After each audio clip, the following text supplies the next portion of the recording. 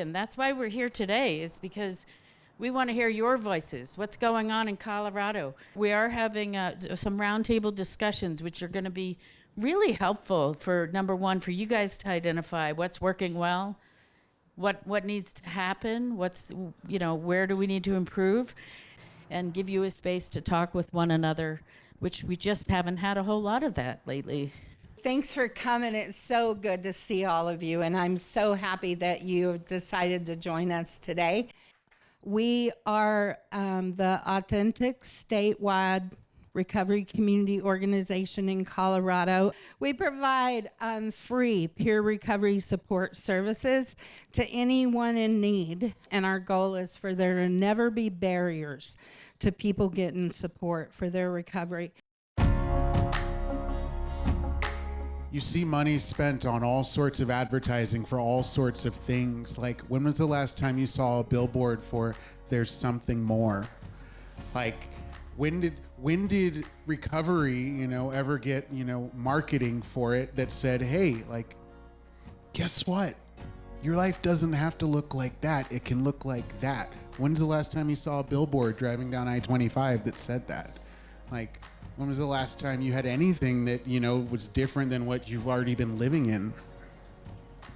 When you say war on drugs, there's an enemy and there's a hero, right? And we're trying to come together as a community to come up with solutions to a problem that's affecting us all. So if we make it a divisive thing, then there has to be someone that has to get punished, right? There has to be someone that has to lose, and someone has to win. So it doesn't make sense for this kind of situation.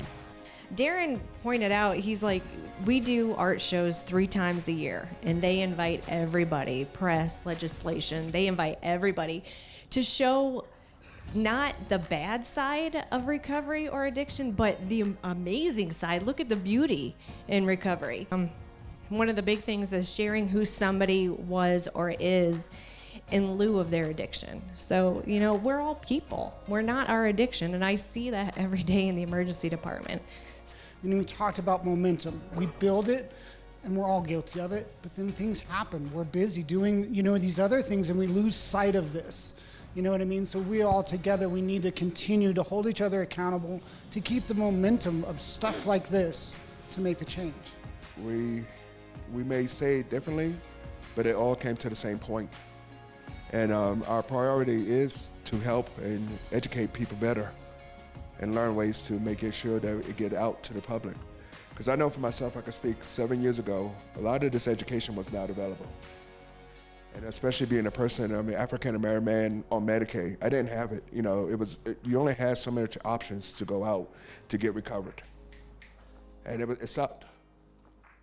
But today, I have education to allow the rest of African-American men, or either indigenous people or people of other races, to be able to see that we have ways to help them. Awareness is a powerful tool. As Patty had mentioned, there are still people who are unaware that 107,000 people died as a direct result of preventable overdose deaths last year. There are still some people who are unaware that the leading cause of death for people who are 18 to 45 is drug overdose. And that's a powerful figure, that people my age are dying more from drug overdose than anything else. And so we need your voice to continue to ensure that funding's available, that recovery always has a place at the table. And there are several ways that we can do that.